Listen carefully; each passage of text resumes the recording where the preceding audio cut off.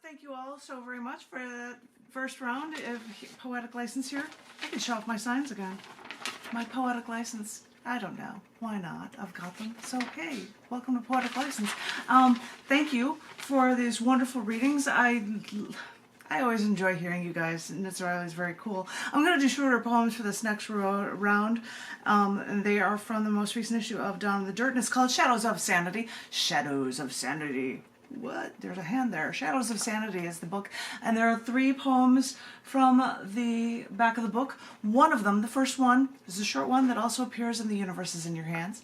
Just one, just a little one, because I got to do one for this area because it talks about different areas of the world, and it is titled Why the White Cliffs of Dover Are So White. Getting ready to leave for our Northern European tour, I told my mom our first stop after landing at Heathrow was that we were visiting the White Cliffs of Dover.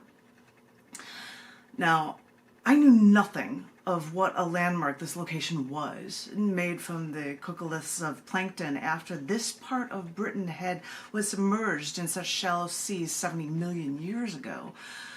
So, my mom, bless her heart, tells me that she heard that the reason why the White Cliffs of Dover are so white is because of all the bird droppings that fall on these cliffs.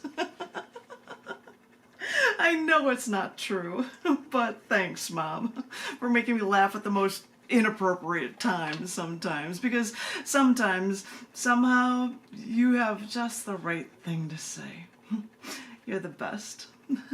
And yeah, and he giggles. One little shot. I'm trying to show it for you guys. Hey, there they are. There are your white. See, I gotta show it for a Zoom meeting. The White Cliffs of Dover, and you guys, and it's just one shot in there for you. But that was just the only one that was going to be in The Universe is in Your Hands. You are saved from that one. The next 2 are from past shows, but they also appear in Down in the Dirt, Shadows of Sanity. They are from past shows, so I might show a show image, and somebody like Tom might recognize the second one because I did it at the Baha'i Faith Center. This poem is titled Private Lives 2, The Elevated Train, Chicago, Illinois. The people you see. He was running his hands along the pages of his large magazine, like petting his cat, slowly, gently caressing the skin of the animal, back and forth, his eyes staring off in his space. Was he staring at me? I wasn't afraid to look at him. I knew he couldn't see me. His hands sliding over the braille, page after page, his eyes fixed in my direction. I think he knew I was looking. Short one from a train series, and this last one, which I have an image for, which I will show you, is titled Writing Your Name.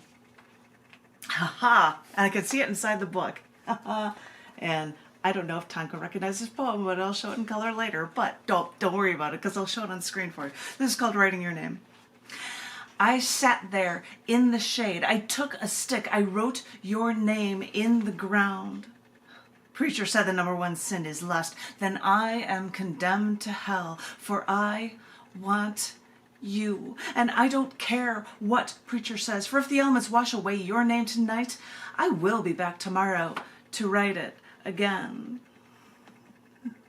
Yeah, I did that one originally in a show where I put images up. I have a picture of the preacher.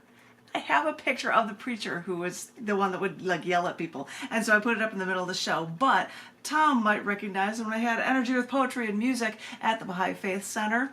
That was one of the pieces that we did. And so that was from your show there, which was a great time and cool to do. And I thank you for listening, you guys. That was my short but sweet. And I would love to start up the rotation again. And I really hope that John F. McMullen is ready to strut his stuff with, I think we've got time. Hey, if we get out early, I might watch some of the Bears game, which is on right now, and I'm missing it, and I can't believe it. What? And Tom's like, no football, what?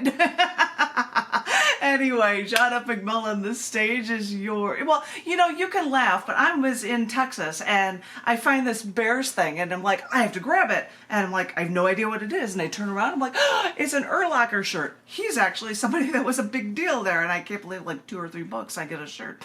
Anyway, now I'm done with my babbling about buying Bears shirts. So please, John F. McMillan, take it away, my darling.